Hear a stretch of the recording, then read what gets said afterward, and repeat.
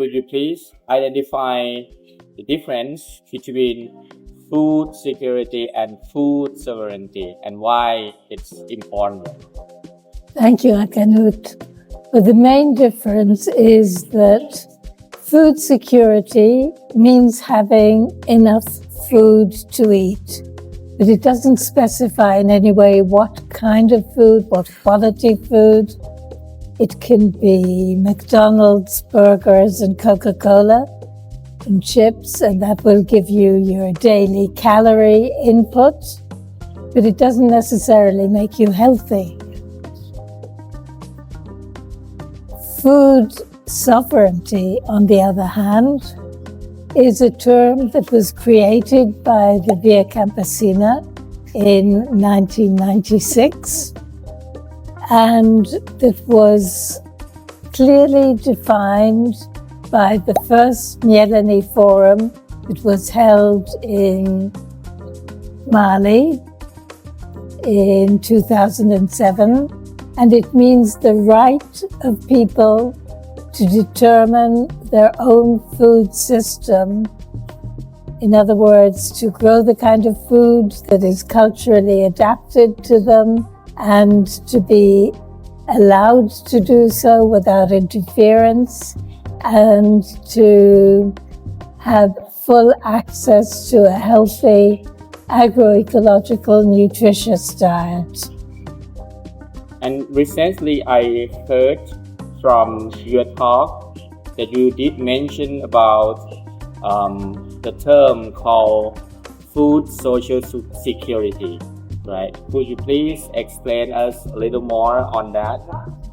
At the turn of the century in Brazil, there was a great deal of poverty, a lot of stunting, a lot of sick children and women also who were suffering. And they invented something called the Bolsa Familiar, which was a card that was credited every month with a certain sum. The condition was for the children to be vaccinated and to go to school. And 90% of the people chose to spend that money on food. There was a similar scheme then introduced in Mexico called Oportunidades. And the results were really spectacular in terms of health outcomes. Now, in France, a couple of years ago, a lot of people got together and said, look, we talk a lot about food insecurity and issues in Asia, in Latin America, in Africa, in wars, in conflict zones. But in fact, the cost of living in Europe has increased radically, and the numbers of people going to food banks and so-called middle-class people has increased exponentially. And these people, together with the municipalities, in a multi-actor governance mode from the bottom up, created what is now called food social security. And in those towns or cities where food social security has come into force, the people get a card with 150 euros per month credited without any condition of income. But there are conditionalities as to where and how you can spend it. The money can only be spent on food at accredited places like specific stalls that are genuine farmers' stalls at markets, at organic co-ops, at farmers' shops, or in community-supported agriculture. And it is making a big difference.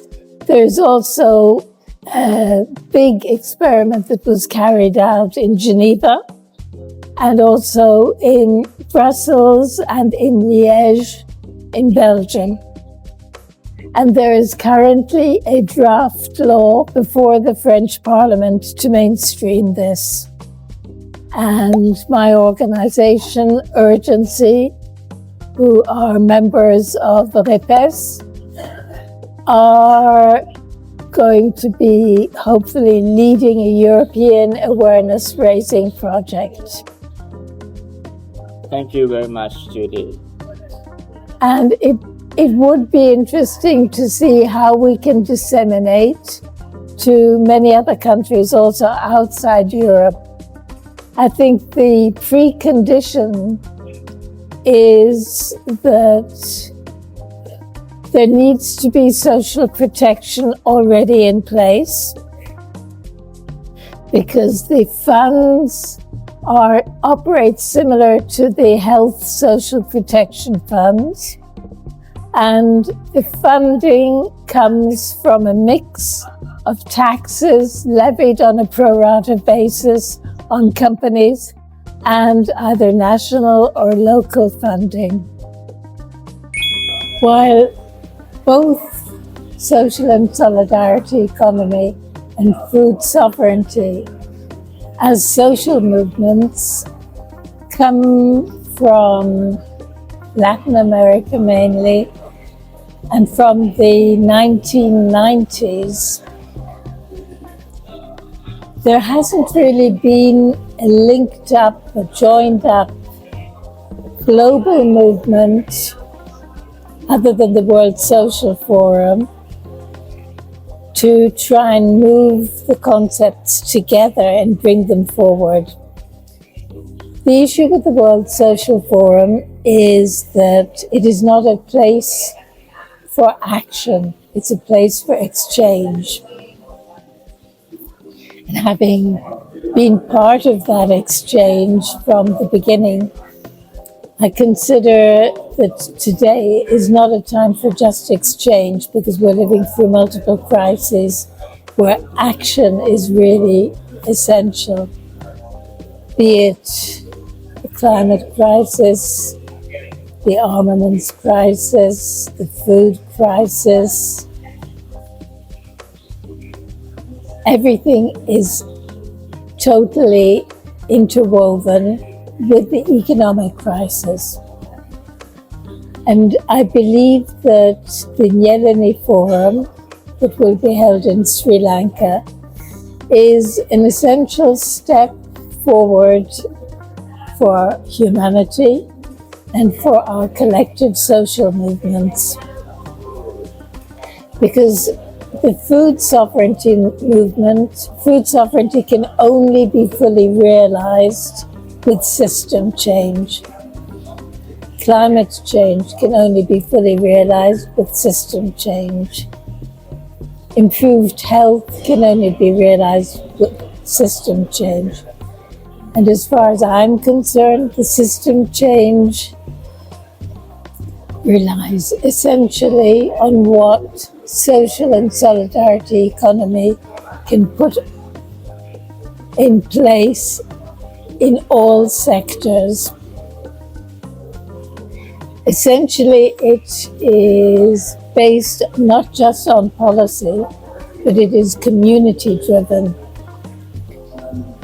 If we create and join together a financial system that is community managed, an energy system that is community managed, a water system that is community managed, a food system that is community managed, community media and radio, popular education, community health services and care services. We then have an alternative system, but they need to be interwoven and to talk to each other. And that is the key thinking, if you like, behind the Nyeleni gathering, which is called Nyeleni Global, It will take place in September in Sri Lanka. Essentially, the SDGs are based on fundamental human rights. And today the SDGs are slipping backwards rather than moving forwards. In particular, the question of human rights and the most fundamental human rights, like the right to food, are increasingly slipping off the agenda because of conflicts, because of poverty. I mean, the two first SDGs are to end poverty and to ensure the right to food.